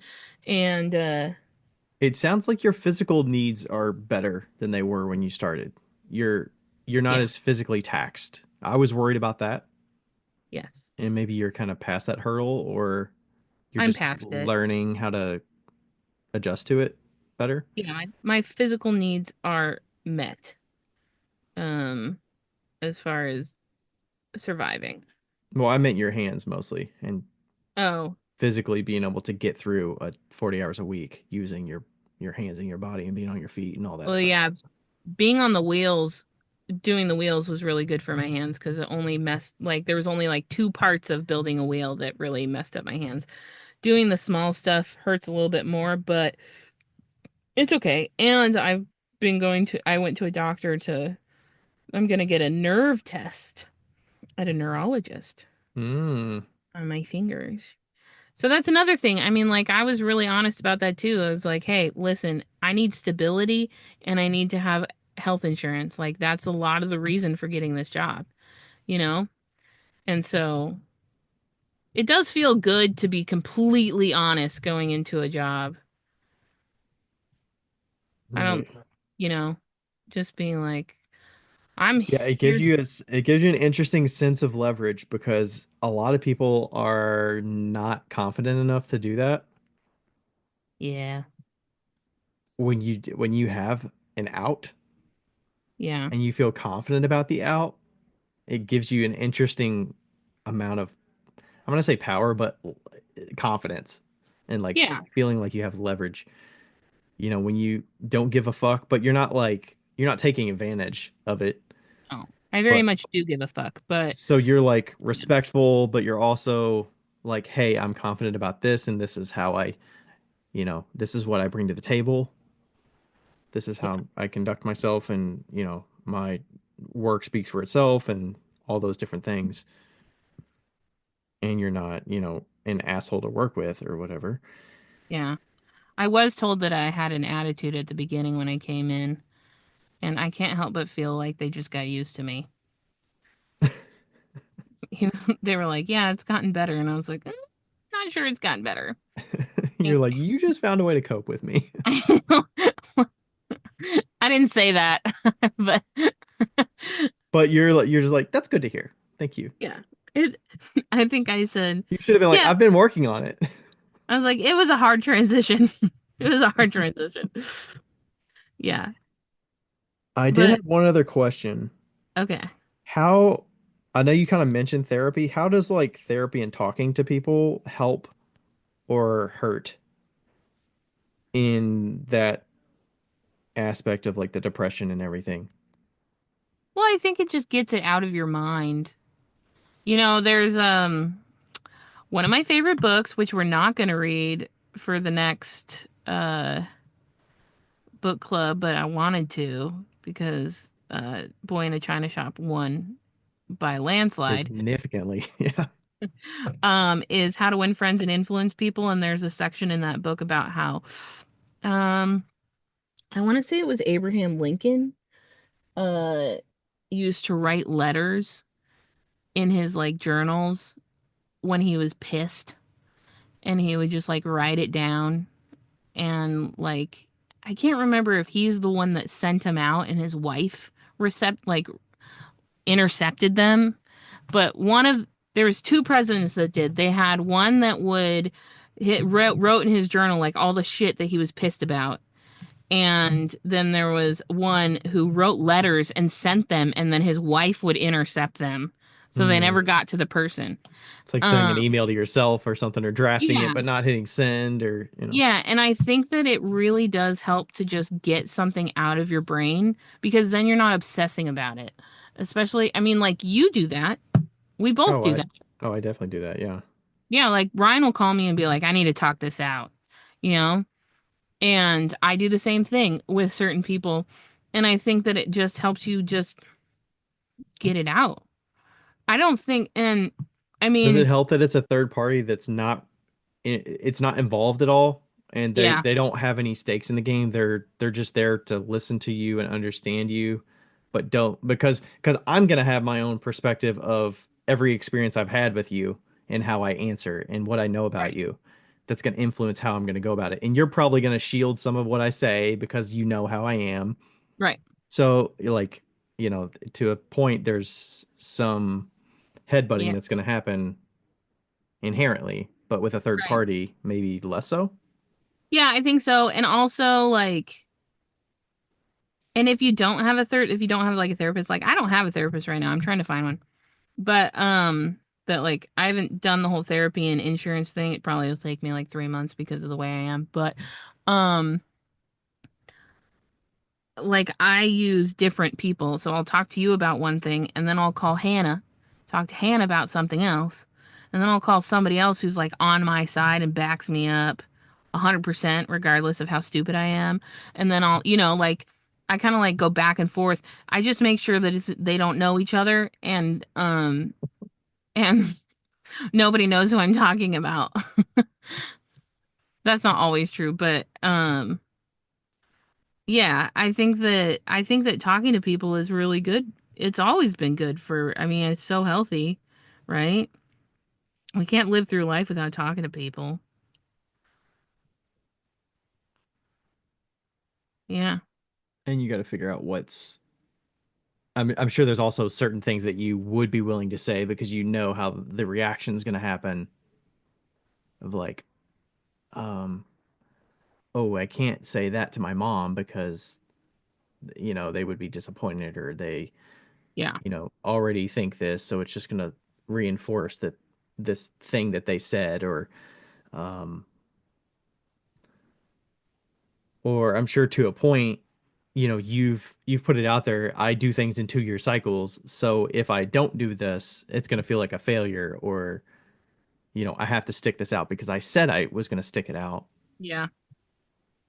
I've And already lowered my standard for my 2-year cycle. I think this one might be a 1-year cycle. I don't, however, think that North Carolina is going to be a 1-year cycle. I might stay here for 2 years. Maybe. Who knows? I don't know. But also, I might be at work for 2 years. So like, I try not to set specific guidelines. yeah, too stringent of goals and Yeah. And I'm deadlines and all also that can be a little bit stressful. also if anybody came to me and was like, "You said you were going to do this for this amount of time," I'd be like, "I changed my mind." Yeah, have you listened before? Because do you know me? Like I say very strong statements and don't mean a word of it the next day. Like, 100%. or what seem like strong statements that, you got to take with a grain of salt. Yeah. To Ryan's like famous line, "Have you been thinking about this for a day or a month?" How many talks have we had like that? Hmm. Yeah. Yep, exactly. Yep. What can I say? I am who I am. Yep. Yeah. And we can't control how you're going to do what you're going to do. Just like you can't control how I'm going to do what I'm going to do. Like, Yeah. to a point, there's only so much back and forth and advice, and this is what I would do, but we all do our own thing. We do. Okay. I have a question that's not related to depression or anything at all. Um, is there ever a time when you like stick your phone, like plug your phone into charge, and then you just cannot type, like it messes up all of your typing? While it's plugged in? Yeah, while it's plugged in. No. Mine does that all the time. That's strange. It's not with, but it's with specific chargers, not all of them. No, I mean the only similar thing I've noticed kind of like that is when I there's been water or something on the device and when I touch it, Oh, very similar effect. Very it's similar not effect, but yeah. actually touching the right thing.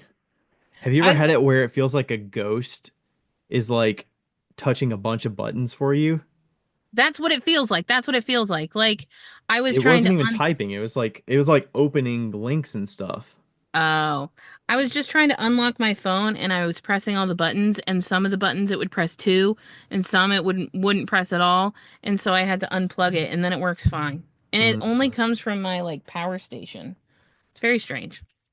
Yeah, I would get frustrated and reset that and I would Well, just be like, well, I just can't touch it when it's on this charger.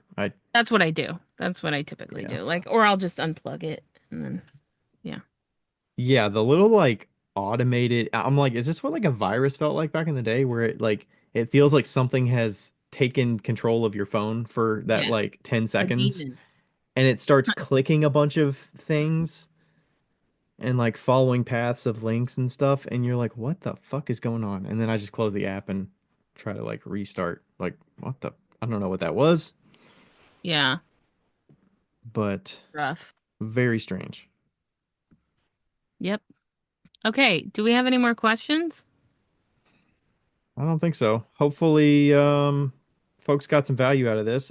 This sounded a lot more positive than the last one that we did. Yeah, I think Ryan was worried on the last one. I don't think just me. I mean, other people from talking to you around that time Yeah. shared with Yeah. me that they were worried about you. So, Yeah, baby Andrew called me that night and I was like having a meltdown and then he called Andrew to make sure or he called Ryan to make sure I was okay. yeah, he was like, "This is weird. Is she all right?" I'm Yeah, like, "Well, we just did an episode talking about this and it's kind of what's going on." it was a rough night. It was a rough go. But all is I well. mean, I mean, you're getting some back and forth with people on the Instagram posts that you've been doing the last couple, and I think there's been some it's been folks helpful. that feel a lot of what you're feeling too. So I don't Yeah. know if that's helpful or if that's overwhelming for you, or No, it's helpful because I don't really have to like it's not advice necessarily. It's just kind of right. we I hear can just you, supportive.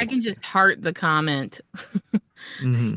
If I can heart a comment without having to reply, we're in a great space. Are Yeah. there people that have reached out that know you after seeing some of that though?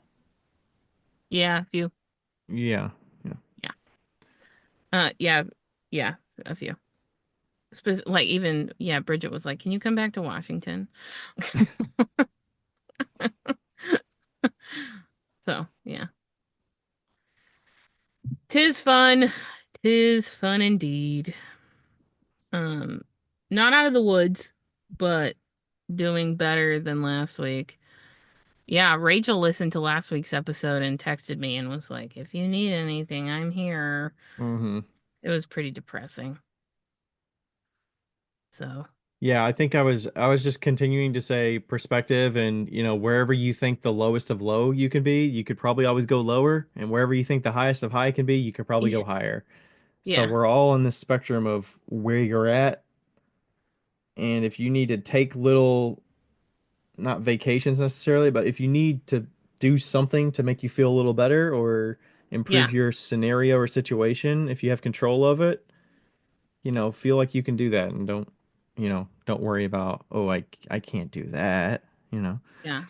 Some things that I'm doing, here, I'll end it with this. Some things that I'm doing that are helping me is one, I'm buying frozen lunches so I don't have to make food. Two, I went to Walmart and just walked around, which has always been like a self-care thing for me. Um, Three, I'm making small goals and looking forward to very tiny things. Like I have a bisque firing, or I'm gonna glaze these, or I'm gonna trim these today, like getting Are out you of my doing little paintings and things? No, but that's the next thing. The next thing that we're gonna do is painting. Also, I talked to somebody today who wants to start working with more of the speedball products to kind of get to know him better. And I don't know if I should or not, but I kind of want to like start going to her office after work and being like, "Let's go, 10 minutes." You know? So, Oh, like you're gonna have some do little demos with her? Is that what you mean? well, just like little arts and crafts time to like learn different products and stuff. Oh yeah, I think that'd be fun. Yeah. So, I don't know for sure, but I mentioned it today, but I was gonna see if she really wanted to because I don't want to impose. But Yeah, I mean, finding those little pockets of time that are you're looking forward to, whether it's trivia on a certain night or, yeah. people that you get together with. If you just have a standing get together on a Wednesday with somebody. Oh, I forgot some of the most important things. Wednesday, Thursday, Friday, I get ice cream after work. Very Ooh. important. Very important.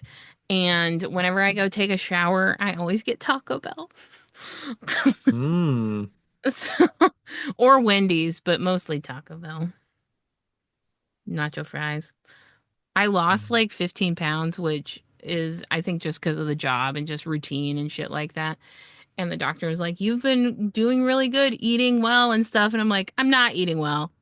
I'm just You're just more moving." active than I Yeah. historically have been. I'm I'm like, not I'm sitting in a eating hammock Taco all Bell day. twice a week. Taco Bell twice a week and blizzards 3 times a week. But, no, I don't eat a blizzard. I only eat one blizzard and then I have 2 cones. But, yeah, those are some little things that I've been doing that have been really good. Yeah. Yeah, the physical activity I would think would definitely help. You But would I think. don't know. I don't know. I mean, it depends on your body strain and Yeah. if it's more hurtful to be doing that. But Yeah. For sure. Yeah. I mean, like, I don't know. I cannot, the swimming pool opened at the gym, so maybe I'll start going oh, swimming.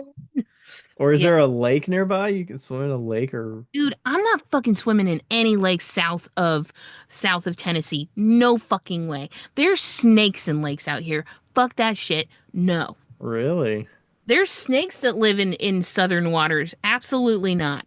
I like snakes, don't get me wrong, but there's nothing like something slithering right next to your leg while you're in the water. Fuck that. I mean, Uh-uh. you're not south of Tennessee. You're kind of east of Tennessee, but Okay, in south of the top of Tennessee, okay? South of the top. Fuck that shit. No. but south of Kentucky. Okay, Yeah, south of Kentucky. No, thank you. I grew up in the Virginia. West where lakes are clean, and I can't do it. I can't do the Southern Lake situation. I'm sorry. I'm sure some Nope. of them are kind of nice. Lake Norman State Park. I know that God. Lake Norman has a lot. I'm sure Lake Norman's probably safe, but I'm still, fuck that shit. No way. Unless I'm in the middle, the fucking Are middle. there springs or anything? I remember in Arkansas there were some springs. Are there You know, springs near you somewhere? I don't think I've found any springs recently, I but see a place called Barium Springs, but I think that's just a city. dude, that's where my PO box is. Oh, okay. Yeah, that's just a city. But there is a huge lake south of me. Um, that is a good lake. I'm just saying, like But small ponds and like A YMCA swimming pool. yeah, no. Would be good. I think that I feel like the YMCA is well, YMCA is really expensive. I know that I guess work will pay for half of the membership, but still, even at half price, it's $30 a month. And um, That's about the my price of a whatchamacallit, a gym mine is membership $13 a month. for what? My gym membership, Oh, gym. Okay. and they have a pool outside. Oh. Okay, so you just need to wait for it to open up. It's open, I think. I'm sure they're not open because of the weather right now, but um, yeah. I'm just a little cautious about how busy it's going to be, but we'll see. Yeah. You'll have to scope it out and figure out the days when it's not as busy. Yes, I will be scoping. Yeah. Sweet. All right. Well, I got to go take a shower. All right. Thanks everybody for listening, and we'll catch you next time. Bye. Bye.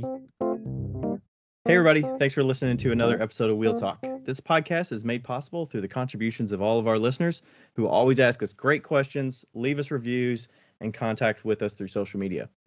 Thanks to all the fellow makers as well who take time to be interviewed and share about their lives and businesses. And thank you to Ashley from Boldover Ceramics and Lindy from Lindy Garner Ceramics for their assistance on the Wheel Talk Podcast Instagram. You are invaluable.